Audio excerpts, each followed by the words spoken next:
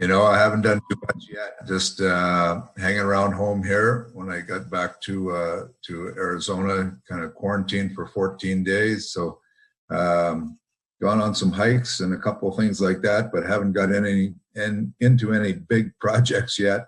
Lots of talking on the phone, lots of just making sure people are up to date on where things are at, keeping in touch with the coaches, obviously. So no big projects yet, but if this continues to go any longer, I might have to look at something.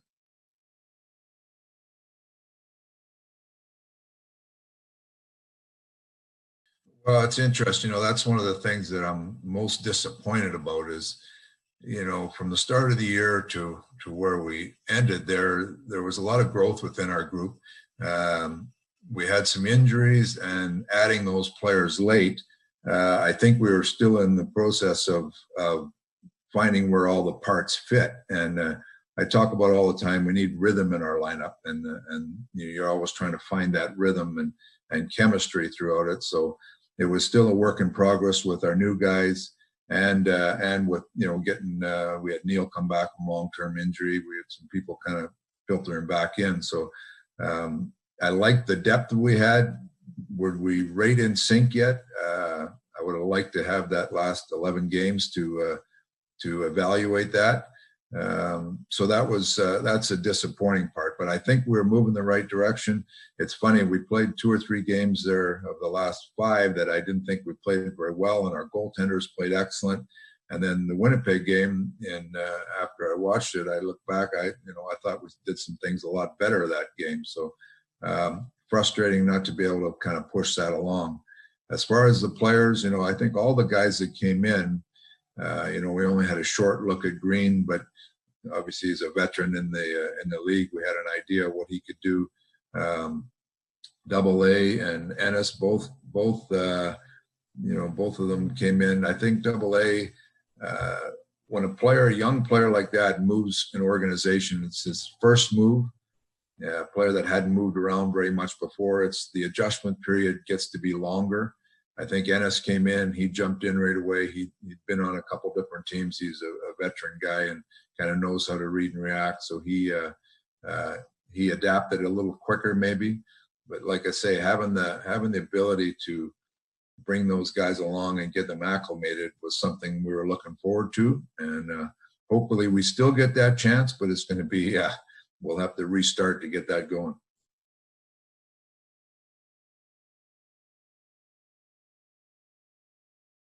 I think both of them are, if we started anytime soon here, both of them would be available to play. They both were in rehab in Edmonton for a while. I think Green might still be in Edmonton. He's, I think his injury is, I wouldn't say it's 100% healed, but it's pretty close. NYGARD is just, he's got to continue therapy on that hand, but he's been working out hard. I think he's gone back to Sweden now for a little bit, but both of them, I think, will be certainly ready to go if we get around and get started again.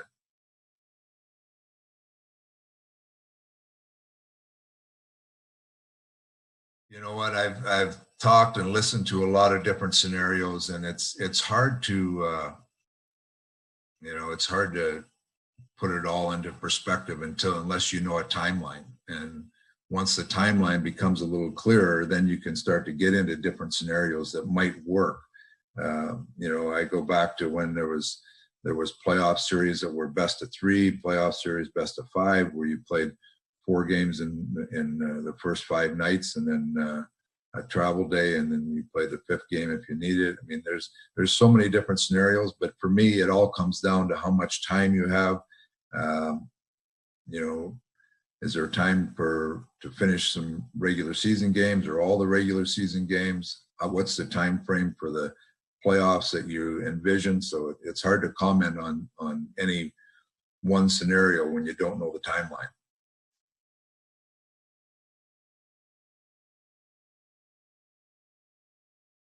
Well, I know our guys are very hungry to get back in it. I was asked a question the other day about how will teams prepare? What do you think the mentality coming back? I think our group is a very motivated group. They wanted that learning experience of playing down the stretch. You know, we feel like we've earned the right to be a playoff team. Now we want to see what we can do in the playoffs, and they're very excited for that.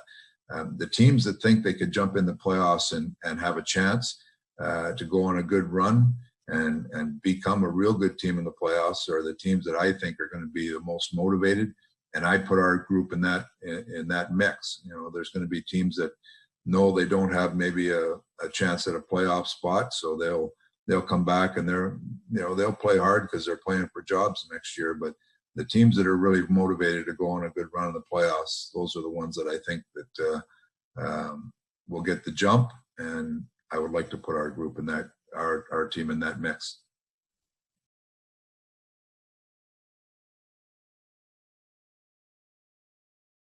A lot of contact just with the conditioning levels, and you know how our strength and fitness people have been in contact with them all. I've got I've talked to quite a few guys off and on, and lots of texts going back and forth, and there's a little bit of frustration on the players' part because they want to play. That's what they want to do, but they all understand the gravity of what's happening in the world right now, and understand that patience is of the essence. They just hope at some point we get back and get to continue what we started here this year.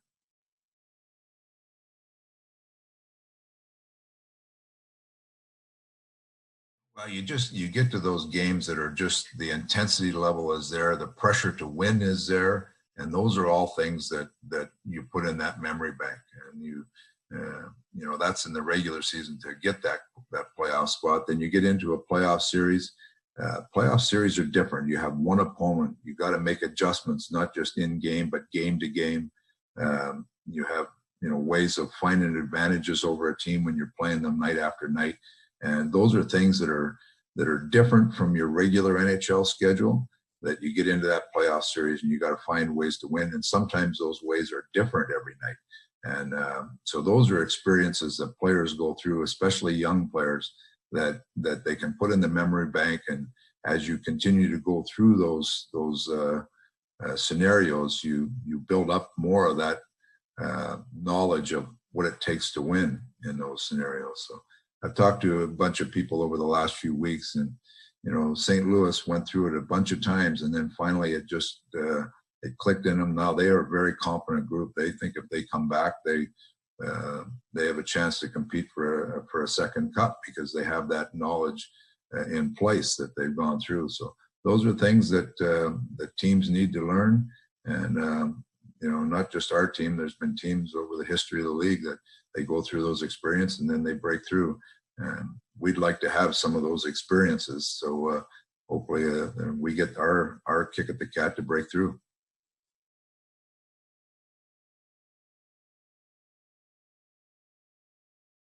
I think Ken put it best when he said we want to be playing meaningful games in March, and we've got ourselves in that position. So it's hard when you're coming into a new situation because you don't know the players as well as you would if you've been there before. So my expectations were high coming in. When you have players like McDavid, Draisaitl, Klefbom, Nuge, you got players that are good core players for you. You should be able to find a way to earn a playoff spot. So to say that my expectations weren't high would be wrong.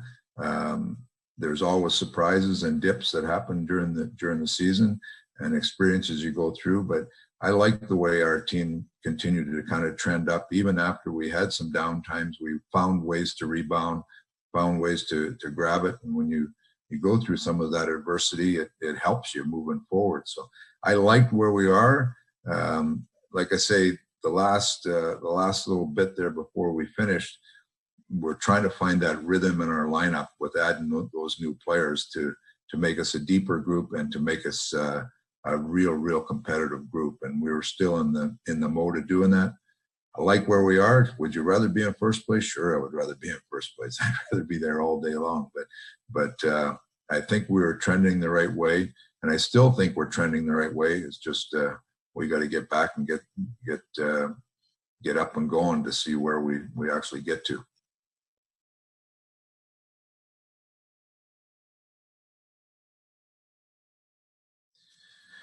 again, it'll depend on when it is. You know, if we get back up and playing before the start of next season, you know, it's going to be a quick jump into it. And I'm sure there'll be adequate time to get up fitness levels and get back skating for players, but it'll be a little bit like the start of a season where you got to, you got to get up and going pretty quick, and you're not going to have a 28-day training camp. I've looked back at some of my notes from back the lockout. Well, I don't even remember what year it was. I was in Arizona, and we started at the 40 or 48 game mark or something like that. And a short training camp, what it looked like, what we did, and had some looks at that to see if you can get up and going quick. So those are going to be the things. You're going to have to get your team up and going. Now it's a little different scenario because you know the players already. It's not as if it's a new season, so you know the players, but you're going to have to get up and going pretty quick here. And I think I look at our team. Driven by our core players there, I think we could get up and running very quick. Two guys that the rest might have done them some good, but they got to get back to getting sharp again, are our two goaltenders. So I'm always optimistic that we would get up, get going, and get playing well as quick as possible.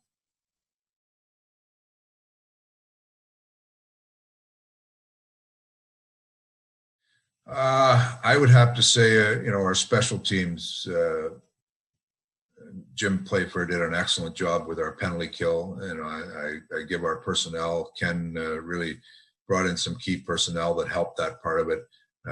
It helped our goals against come down a little bit, but just both our special teams with Glenn Gullickson in the power play and Jim on the PK were both excellent. They were, real keys to us winning a lot of games this year. So those would be the big ones. I think for the most part, our goaltending gave us a chance to win every night.